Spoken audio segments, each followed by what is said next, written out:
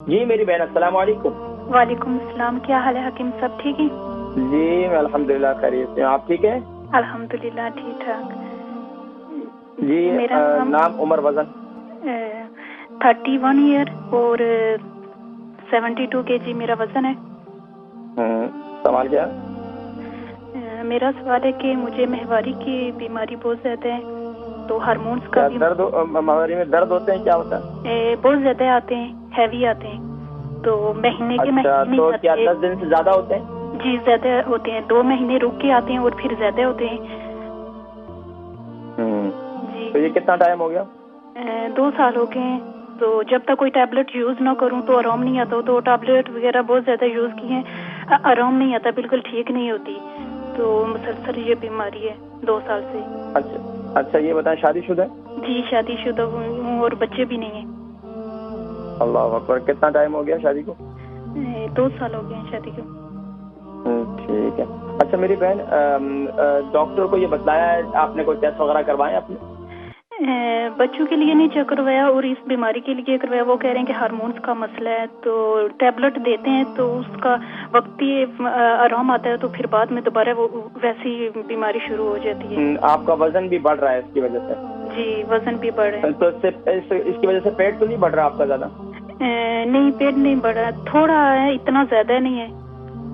ٹھیک ہے میری بہن، انشاءاللہ میں ذکر کرتا ہوں، آپ پروگرام دیکھیں، ٹھیک ہے؟ بہن ہے، ان کی عمر 31 ہے اور 72 ان کا وزن ہے، ماہواری ان کو بہت زیادہ تکلیف ہے، اور یعنی کہ 2 مہینے رک کر آتے ہیں، اور جب آتے ہیں تو پھر یعنی کہ رکتے نہیں۔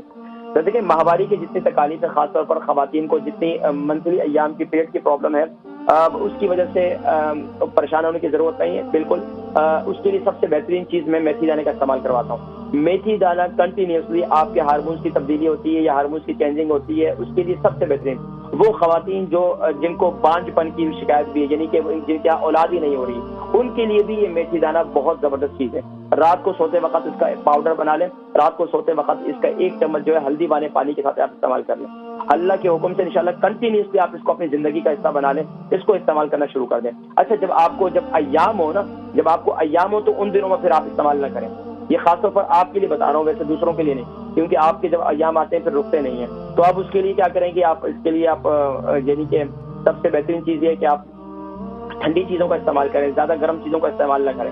زیادہ گرم چیزوں کا استعمال کرنے کی وجہ سے پھر خون رکتا نہیں ہے، خون جو ہے وہ پھر کنٹینیوسلی جب بہت زیادہ ہیوی ہوتا ہے تو وہ بھی خطرناک ہوتا ہے۔ تو یہ اس کے لیے سب سے بہترین یہ ہے کہ ایک تو اگر انیمک ہو گئے، آپ کو خون کی کمی ہو جاتی ہے، تو صبح نہار منہ آپ کیا کریں، 7 بادام، 7 دانے کشمش یہ صبح کھا لیا کریں، اور 3 دانے کالی مرچی یہ صبح کے وقت کھائیں، آئرن کی کمی جتنی ہوگی اس سے پوری ہو جائے گی۔